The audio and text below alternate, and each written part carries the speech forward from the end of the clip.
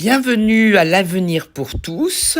Voici une émission qui va traiter de notre combat à venir contre le suicide euthanasique et qui a été diffusée le 11 novembre sur Radio Courtoisie. Parler avec Charles Vaugirard de la face cachée du lobby de l'euthanasie. Vous n'êtes pas sans savoir, évidemment, que l'euthanasie est la grande loi sociétale qui reste la seule chose des deux quinquennats de Macron, avec évidemment la constitutionnalisation de l'avortement. Donc Et la PMA pour toutes, qui est une fécondation in vitro de semences anonymes pour toutes femmes fertiles qui deviennent stériles. D'un point de vue sécuritaire, puisqu'il s'est vraiment beurré sur tout le régalien, il a décidé de nous flanquer l'euthanasie comme étant la vraie conquête progressive. Cette euthanasie, elle est souhaitée de longue date par des groupes de pression, notamment francs-maçons, qui ont été extrêmement actifs dans l'idée de promouvoir cette avancée sociétale. Plutôt que d'avancée sociétale, parlons de destruction vitale, puisque ces lois dites sociétales conduisent à la destruction de la vie biologique humaine. Vous n'avez qu'à crever. Charles Vaugirard, bonjour.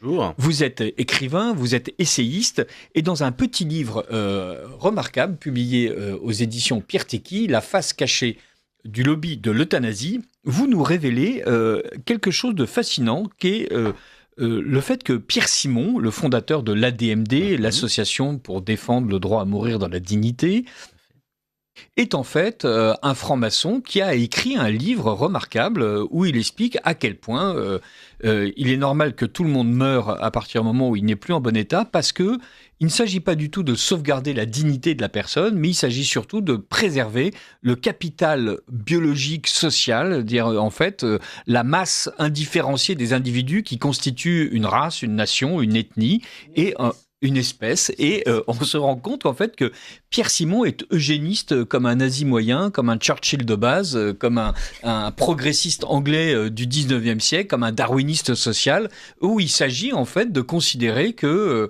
l'individu est un paquet de gènes et qu'il a intérêt à transmettre de bons gènes, et s'il ne transmet pas ces bons gènes, on n'a qu'à le faire mourir. Et donc, nous voici avec Pierre Simon, donc fondateur de cette admirable association pour le droit à mourir dans la dignité, qui nous dit des choses... Que tuer, c'est donner la vie. Et voilà. Il dit ça parce qu'il est gynécologue obstétricien. Bonjour Charles. Bonjour. Donc je salue tous les auditeurs. Je suis frigide comme vous le savez. Et donc j'ai été très frappé effectivement. Je me permets pendant que Richard cherche la vraie citation.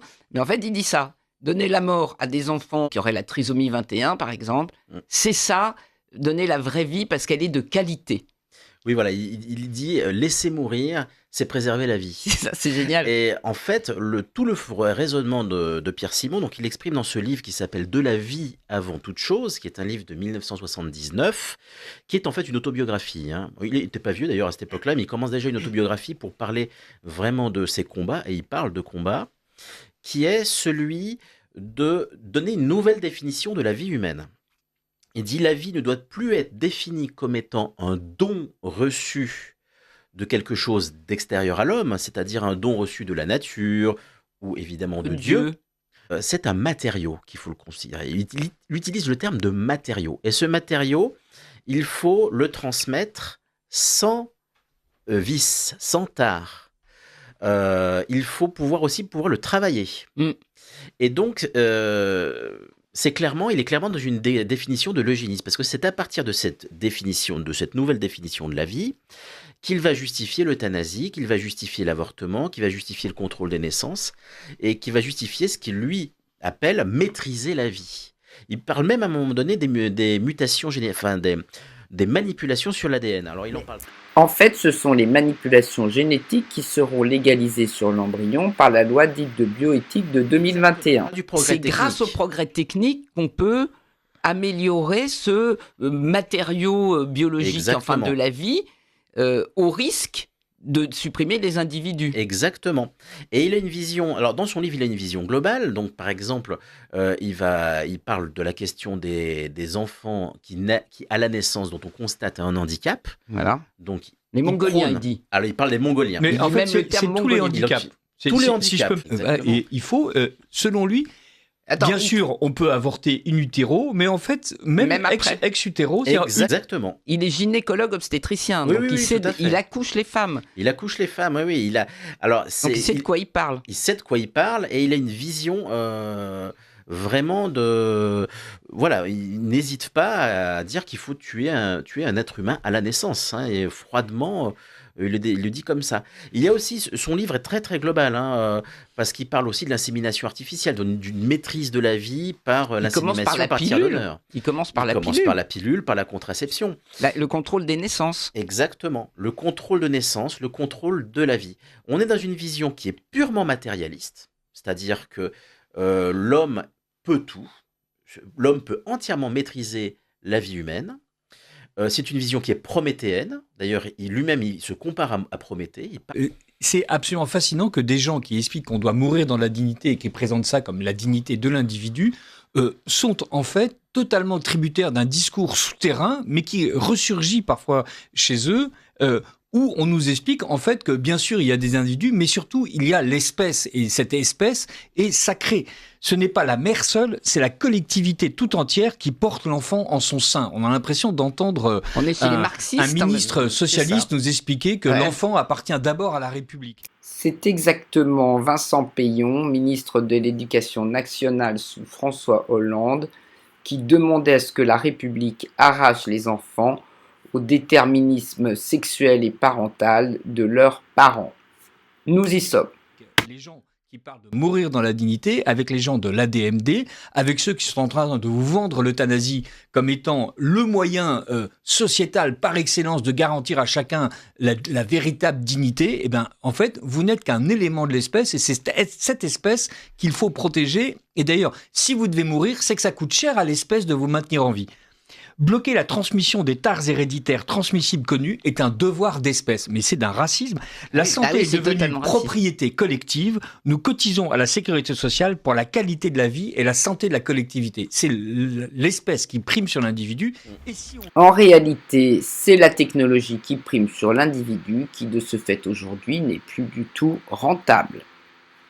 Un eugénisme spéciste, on va dire, au niveau de l'espèce. Tout à fait. Et j'ajouterais aussi que c'est l'eugénisme des comptables. L'eugénisme des comptables, c'est l'eugénisme de l'espèce. Ils ne font qu'un, puisque l'argent achète les technologies qui remplacent l'être humain numériquement, et celui-ci devient obsolète et surnuméraire. Dans les pays où l'euthanasie est légalisée, les soins palliatifs reculent. Et à l'inverse, là où on met des soins palliatifs, l'euthanasie, la demande d'euthanasie dans la population recule. Ils ont théorisé le fait que tout le monde puisse se faire massacrer. Exactement. C'est théorisé, c'est pensé, c'est voulu, et on Et fait dans les avancer loges. ça. Alors, dans des loges, comme Pierre Simon qu'il y avait, hein, c'était... Bah, Ce sont des Touraine, grands il en fait francs-maçons. partie. Hein. Touraine est C'est un franc-maçon. Lyonnais que je connais bien, parce Tout à qu'il a fait. été rapporteur surtout de la loi de PMA aussi. Oui, Et il était un farouche promoteur du mariage homosexuel, qui tout à fait. est l'étape juridique pour transformer la procréation. Ça, je vous en Exactement. dirai un mot après, mais Mais- c'est la même globalisation. C'est la même globalisation. Tout Globalisation prométhéenne. maîtrise la vie, on redéfinit la famille, on redéfinit tout. Il n'y a plus de transcendance, il n'y a plus rien. Il y a un homme un être humain soi-disant autonome. En fait, c'est une escroquerie Oui. parce que on n'a aucun choix, Mais si déjà, ce n'est on celui n'a de se pas le choix de suicider. naître. D'où On ça n'a pas le sort. choix de naître. J'ai Voilà. pas décidé d'être là, moi. Exactement. C'est bien d'ailleurs ce qui m'a converti à Dieu, parce que c'est qui a décidé que je sois là. Bien sûr. Voilà. Voilà, c'est ça. Donc après, Et- ils auraient tous les droits de choisir, alors qu'ils n'ont pas la racine du choix. C'est Mais scandaleux. Il y a très longtemps, il y avait Dominique Voynet, il y a plus de 20 ans, avait dit « Je n'ai pas eu le choix quant à ma naissance. Je veux avoir le choix concernant ma mort. C'est un de leurs slogans, C'est- un de leurs c'est- arguments. » Complètement aberrant, c'est une folie. Et c'est une folie qui conduit évidemment à la mort, Ouais. mais à la mort de toute cette L'espèce. société-là. De toutes Parce qu'on l'espèce. voit que la démographie s'effondre. Regardez que la dénatalité. Il y a une dénatalité monstrueuse. Ça ne conduira à rien du tout. C'est une culture de mort qui conduira à la mort.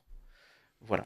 Eh bien, mais alors nous allons peut-être avoir un peu d'espérance face à tout ça. J'aime Oui. beaucoup le bien satisfait avec lequel on conclut la chose. Voilà. Mais non, justement, on va rebondir. Le- Le dé- Donner, sinon des raisons d'espoir, en tout cas des raisons de s'engager.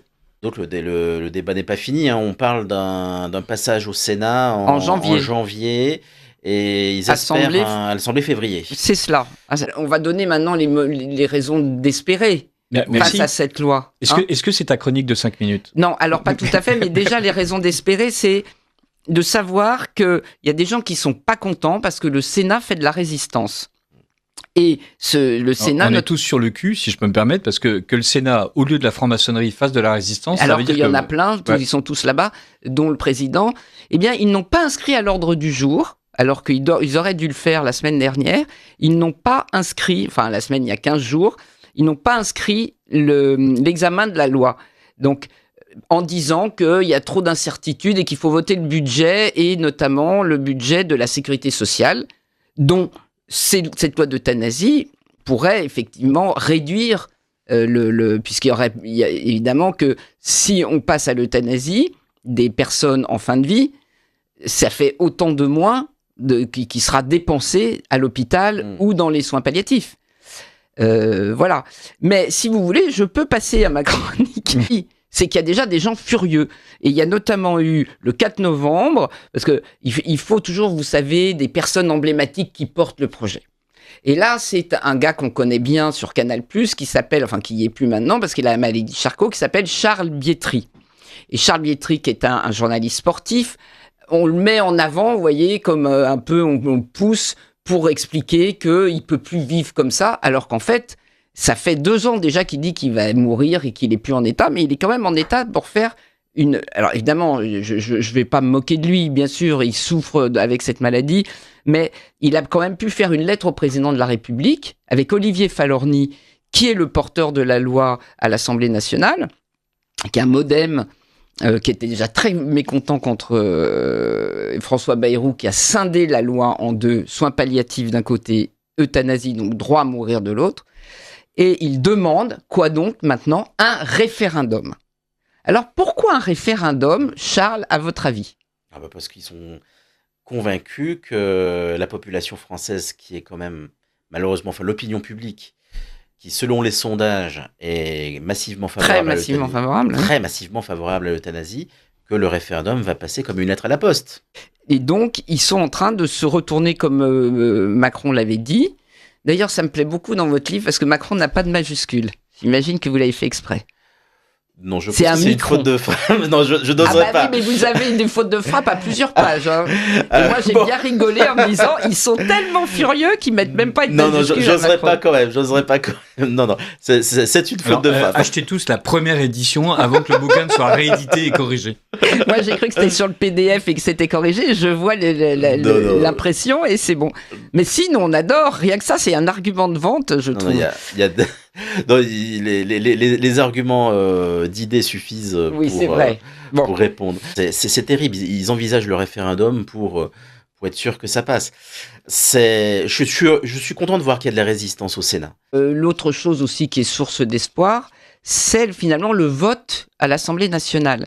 Ça a été beaucoup plus... Alors, on peut être déçu par le vote du RN parce qu'il y a quand même eu 11 ou 12 voix pour...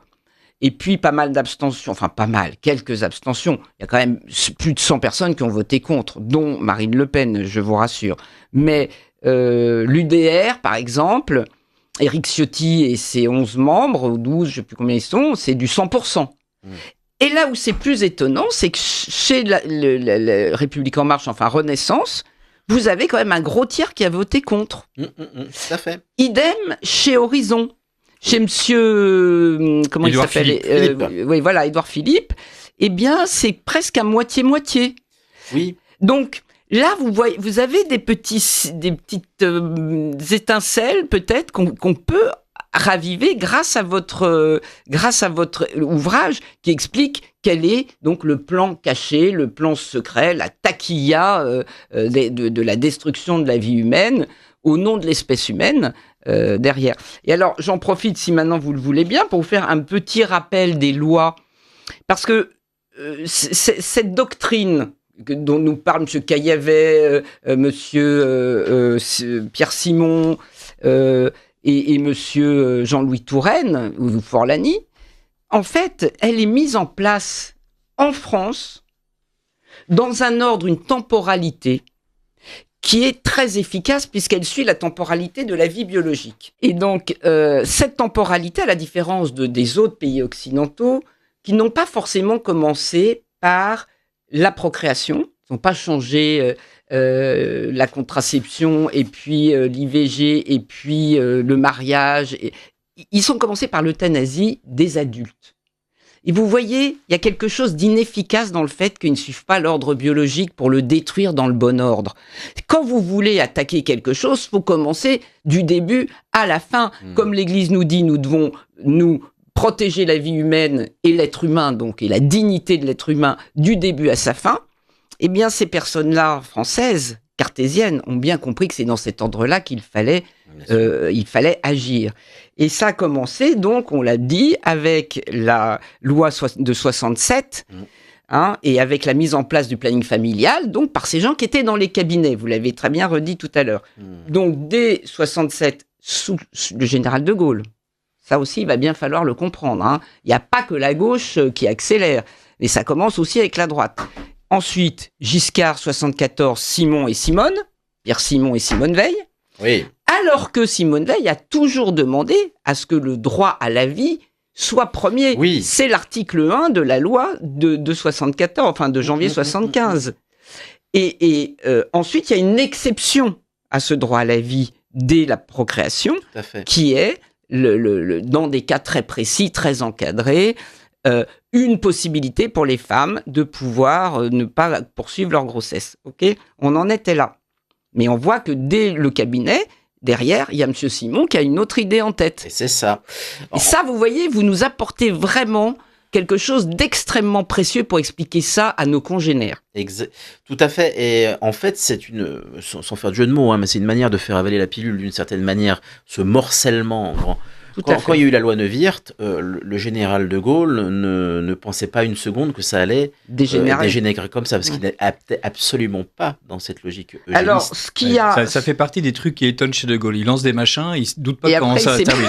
Voilà, 58. C'était à la fin de son mandat. Ouais, c'est ça. Bon, enfin, moi, je l'aime bien, donc. Non, mais en revanche, sur quoi je voudrais insister, c'est que la loi donc, qui bloque le processus vital biologique va avoir une conséquence immédiate sur la société. C'est quoi ? Mai 68. Ah bah oui. La libération sexuelle, pourquoi ? Et le bordel généralisé, pourquoi ? Eh bien parce que on a dissocié la procréation de la sexualité. Et ça, je vous rappelle que c'est aussi quelque chose qu'on retrouve dans votre livre, où Monsieur Simon dit, ou Caillavet, enfin les autres disent tous, c'est très important d'avoir une sexualité, de faire des enfants sans sexe.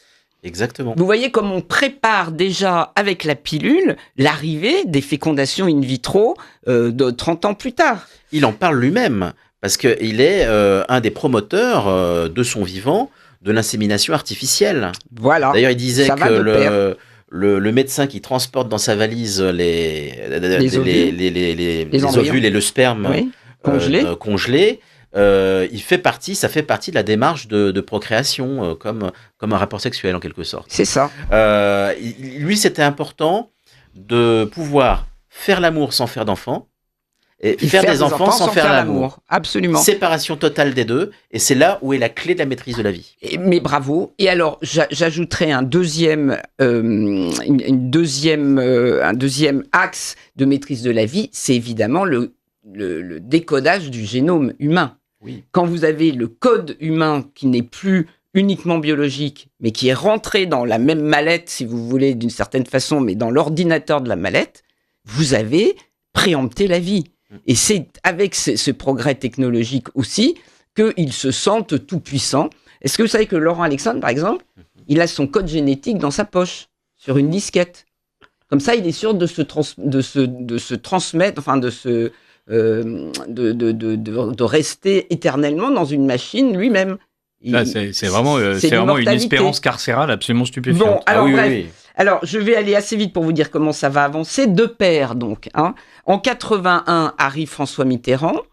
Et en fait, vous allez me dire que peut-être je vais un peu loin, mais c'est surtout la suppression de la peine de mort pour les criminels. Et de ce point de vue, on pourrait dire, bon, il protège la vie. Eh bien non, parce qu'en fait, en supprimant la peine de mort pour les criminels, il donne la mort aux innocents. Et moi, je lis ça aussi avec cette avancée de la mort et cette suprématisation de la mort, notamment quand ça va rentrer dans la Constitution, que ce soit cette peine de mort, ou bien l'IVG, comme nous l'avons vécu il y a maintenant un an, en 2024, quand on a constitutionnalisé la peine de mort, l'euthanasie de l'embryon. Et panthéoniser M. Badinter, pour moi, ça relève exactement de la même chose. C'est panthéoniser la mort de l'innocent. Parallèlement, on avance sur... Là, je vois que vous n'êtes pas tout à fait... Oui, parce que je suis contre la peine de mort. Eh ben moi, j'étais contre, mais pas quand on met l'IVG dans la Constitution. Voilà. Alors, en fait, vous voyez ce que je veux dire? que c'est là, deux on inverse... sujets différents. Ah bah non. Mais... Les enfants qui meurent, ils meurent. Ah oui, non, mais je suis d'accord. Mais qu'ils ne soient pas médicalisés, mais que ça soit qu'on prenne comme moyen d'action le criminel et que lui il reste en vie et que l'enfant soit mort, bah c'est la mort qui gagne. Ah, voilà. Je suis d'accord. C'est un paradoxe, en fait. Non, mais ça, c'est ce que je dis. C'est un paradoxe, c'est-à-dire que d'un côté, on abolit la peine de mort.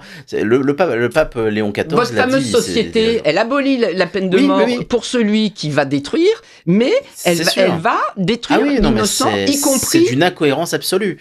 Sauf si vous dites que la mort gagne. Voilà. Bah là, la mort gagne, ça on est d'accord. Parce que dans la constitutionnalisation de l'IVG, on n'a pas remis le droit à la vie premier. Et oui, je sais bien. Et c'est ça qu'il faut faire. Si vous voulez. Donc, pour aller assez vite, à partir de 2012...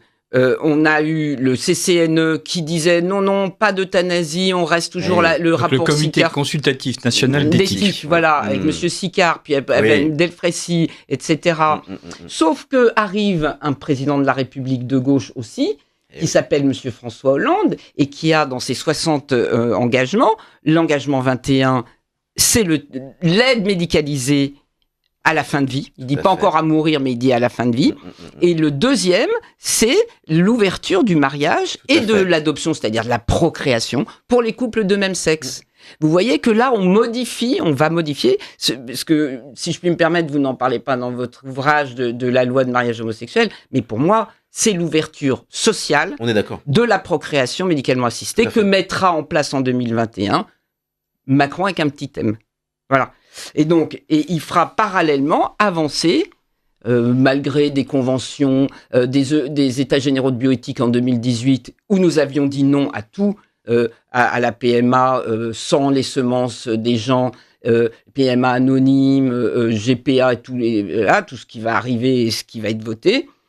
Nous avons eu, malgré tout, la loi qui a été votée en 2021, avec ces fameux embryons, chimériques, etc., pour en arriver finalement, comme vous le dites, en 2022, à la Convention citoyenne, avec des gens que Tristan de Carnet le rappelle, qui viennent des sociétés d'assurance, la mutualité, parce que eux, ça va leur faire des économies si on... Donc, une convention, je le rappelle, organisée par le gouvernement, prétendument avec des tirages au sort, fortement encadrée en fait par toutes les associations favorables à l'euthanasie, dont on a éliminé quasiment tous ceux qui auraient pu s'y opposer, et avec des groupes de discussion fortement orientés par des personnes donc, qui encadrent ces discussions. Les opposants... On dit, une fois de plus, une prétendue démocratie et en fait un véritable déni de démocratie. Frédéric Rouvillois et Christophe Boutin ont excellemment analysé ces prétendues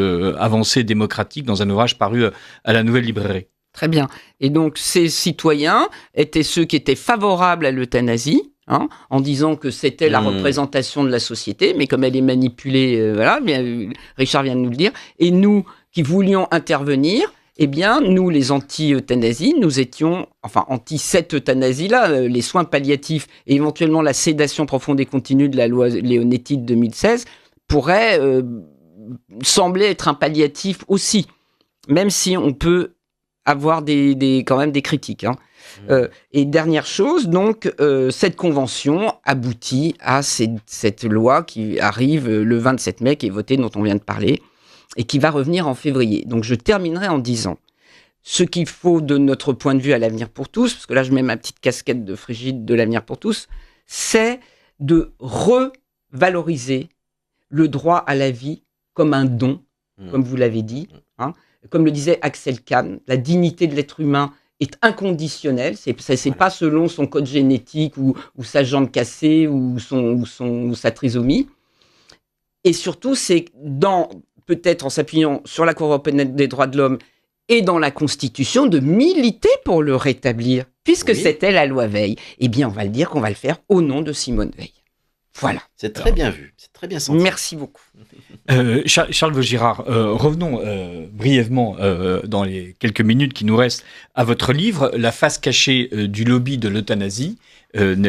Affichons la couverture.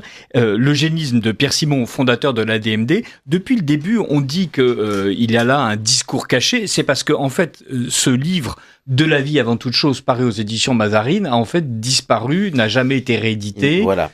Alors on peut quand même le trouver. C'est bizarre, c'est étonnant. Pierre Simon, de la vie avant toute chose, vous tombez sur archive.org et vous pouvez télécharger le bouquin sous plusieurs formats. N'hésitez pas, achetez le livre de Charles Vaugirard, téléchargez gratuitement le bouquin de Pierre Simon qu'il a voulu dissimuler. Pourquoi est-ce que Pierre Simon, à un moment donné, se rend compte en fait qu'il a trop parlé ? Alors, ça reste énigmatique, parce qu'on n'a pas d'explication, on n'a pas de preuve qu'il y ait eu un retrait délibéré. Ce qui est vrai, c'est qu'il n'a pas été réédité, et qu'on a des témoignages de gens qui disent qu'il serait resté très peu de temps dans les librairies et qu'il aurait été retiré du marché. Pourquoi ? Dessus. Mais ce qui est vrai, c'est vrai que c'est un livre qui est complètement passé sous silence. Mais parce qu'il est eugéniste. Ben oui, voilà, c'est ça. C'est aussi simple que ça. C'est très vraisemblablement ça. Simplement, je reste prudent parce que j'ai pas la preuve par neuf. Mais ça ressemble quand même beaucoup à les phrases c'est une hypothèse. Ah bah elles sont eugénistes. Eh bien, le livre est très clair. Hein. Bon, bah vous savez, ça peut effectivement être traduit en justice. Et je pense qu'ils ont eu peur de ça. Ils ont eu peur de ça. Ils ont eu peur de ça. Et surtout, ça contrevenait à leur communication viscérale, émotionnelle, etc. On voyait la réalité. Tout à fait. Que nous avons maintenant intérêt à dévoiler. Il faut le dévoiler. Et hors nature, qui est de préserver la vie, de sauver la vie de l'autre, cette vie qu'on ne choisit pas, qui n'est pas un matériau, qui est un don, et qu'on donne. Et qu'on donne, qu'on transmet. Et qu'on transmet. C'est pour ça que c'est très grave qu'aujourd'hui, il n'y ait plus de volonté de transmission, y compris même pas de relations sexuelles chez beaucoup de jeunes aujourd'hui. L'euthanasie, finalement, on va faire des économies, on va pas investir dans les soins palliatifs, ça coûte trop cher. Évident. Voilà. Malgré le plan décennal qui a été voté, là, elle a été votée à 100%, la première partie de la loi, sur les soins palliatifs, sur le développement sur 10 ans des soins palliatifs. Mais c'est un chiffre de plusieurs milliards. Et donc, effectivement, ils ont voté, mais ils ne le mettront pas en place, puisque par ailleurs, il faut faire des économies de 44 milliards ou de je ne sais pas combien. Donc, c'est tout à fait, là aussi, c'est paradoxal. Oui, c'est paradoxal, exactement. C'est paradoxal et c'est terrifiant. L'eugénisme des comptables. C'est ça, c'est un eugénisme financier. Et alors, moi, j'ai un ami qui me disait aussi autre chose qui est tout à fait juste, c'est la recherche médicale. Parce que si vous tuez les malades, vous essayez pas de les soigner. Vous ne faites pas avancer la recherche sur le cancer. Et donc, en fait, on régresse même sur l'avancée de la recherche, de la technologie qui pourrait aider à... Au final, la technologie, elle va servir les transhumains à développer de l'IA, des robots, le fameux monde qui va nous remplacer. Hein, c'est pour ça qu'on est en dépeuplement comme les vaches. Et puis... on ne soignera pas les maladies. L'Alzheimer, pourquoi on n'avance pas, par exemple ? Oui, tout à fait. C'est une décadence, en fait. C'est une décadence. Un grand remplacement, je dirais. Alors, le grand remplacement par la technique, par l'IA, par le transhumain, qui ne verra jamais le jour. Enfin, Laurent Alexandre, post-humain. Laurent Alexandre qui dit que le meilleur enseignant qu'il a jamais eu, c'est ChatGPT 5. C'est ça. Et quand j'ai vu ça hier, j'ai tout de suite tweeté en me disant, mais ces profs est-il donc si nul ? Est-ce que on peut faire quelque chose en tant qu'auditeur de Radio Courtoisie ? Est-ce qu'on peut écrire à son député ? Quels sont les moyens ? À son sénateur, déjà. Écrire à son sénateur, écrire à son député, et à écrire tous à son les sénateur. Et à tous les sénateurs. Ça, c'est sûr, il faut faire pression en donnant des arguments, des éléments... et en défendant dans ce livre. Pourquoi est-ce qu'on n'enverrait pas le livre à tous les sénateurs ? Pourquoi pas ? On peut le faire. Il y en a plein qui n'y comprennent rien aux députés. Alors ça va peut-être être un petit budget, mais ça pourrait vraiment leur ouvrir les yeux. On peut faire ça, tout à fait, on peut faire ça. Déjà, on va en faire la promotion sur nos sites, nos réseaux numériques et compagnie pour que tout le monde ait cet ouvrage entre les mains. Et puis après, d'aller donner des arguments aux sénateurs et aux députés. Certains sont très spécialisés, les autres ne savent rien. Sur la PMA, il était au courant de rien. Il avait voté parce qu'on lui a dit qu'il fallait pour les femmes, sur leur liberté. Il n'avait pas compris que toutes les femmes fertiles avaient droit à une procréation de stérile et que ça stérilisait donc la jante féminine et masculine au passage. On se battre pour le développement des soins palliatifs. C'est une question d'humanité. C'est une question... Vous avez fait un très beau lapsus tout à l'heure. Vous avez parlé d'aide à l'amour. Oui, je crois que c'est ça, l'aide à l'amour. Le soin palliatif, c'est donner de l'amour à ces personnes qui sont en train de mourir. C'est ce qui montre que leur vie a eu un sens et que nous sommes là pour les accompagner aux derniers instants. C'est une question, c'est la civilisation de l'amour contre la culture de mort. C'est ça la grande question. Et voilà. Bien, bravo. Surtout pour la Toussaint et le jour des défunts qui n'étaient pas si tout à fait. lointains. Continuons pour eux maintenant. Exactement. Nous sommes diffusés le 11 novembre. Voilà, on fête évidemment l'armistice. On fête le 1,5 million de Français qui sont morts pour que la société française continue, pas pour que l'espèce soit préservée, non pour que la nation française continue, pour que leur fils existe en tant qu'individu et non pas en tant que membre d'un matériau indifférencié qu'est la vie. Merci beaucoup d'avoir regardé Restons courtois sur Radio Courtoisie. Et rejoignez-nous dès maintenant sur avenirpourtous.fr afin d'y signer notre pétition pour inscrire le droit à la vie premier dans la Constitution du commencement de la vie jusqu'à sa fin naturelle ou naturellement aidée. Et n'oubliez pas de nous soutenir par un don de Noël sur avenirpourtous.fr/donner. Joyeux Noël à vous tous!